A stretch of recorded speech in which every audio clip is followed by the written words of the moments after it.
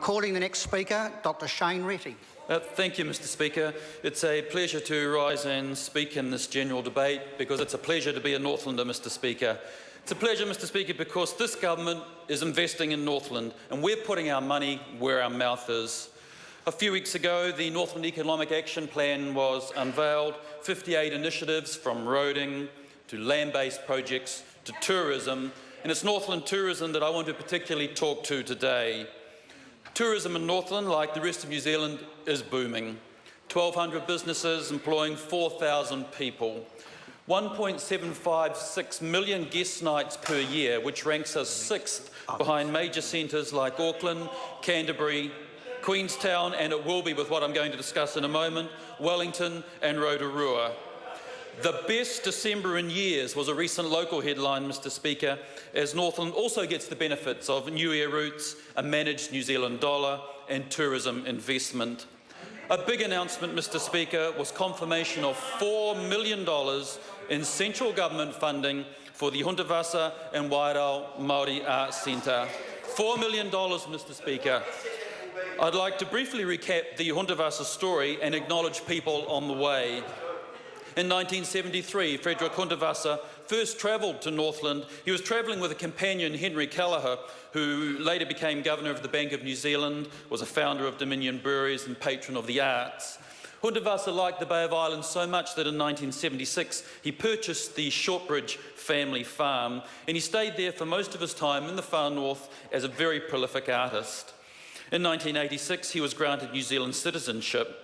Some of the unique features of the Hundavasa style of art include art concepts of afforestation of roofs, which I'll describe briefly. Hundavasa's architecture, in harmony with nature, supports his maxim that wherever territories of nature are eliminated by man, for instance by building, nature has to be restored on top, on the roofs. He also had the concept of the uneven floor. The uneven floor becomes a symphony, a melody for the feet, and brings back natural vibrations to men. Architecture should elevate and not subdue mankind. It is good to walk on uneven floors and regain our human balance. It's a quote from Hundavasa himself.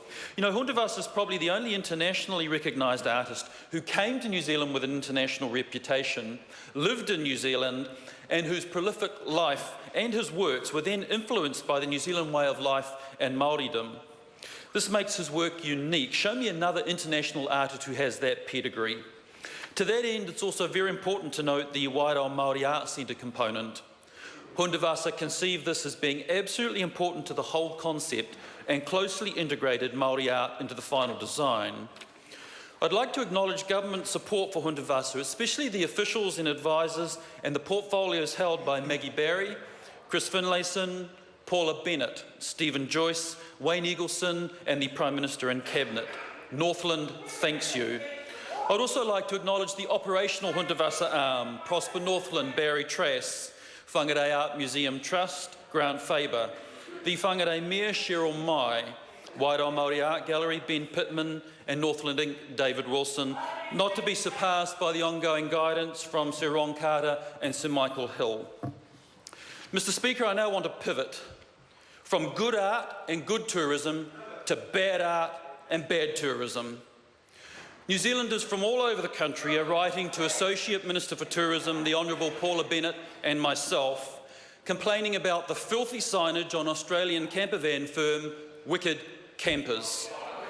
The Minister and I have spoken, and to Wicked Campers I say this: your offensive signage is unacceptable. Your disgusting degrading of women and children is unacceptable. Your signage is an affront to public decency, and no parent, including myself, should have to explain it to their children. High-quality tourism is what this government and what New Zealanders are investing in.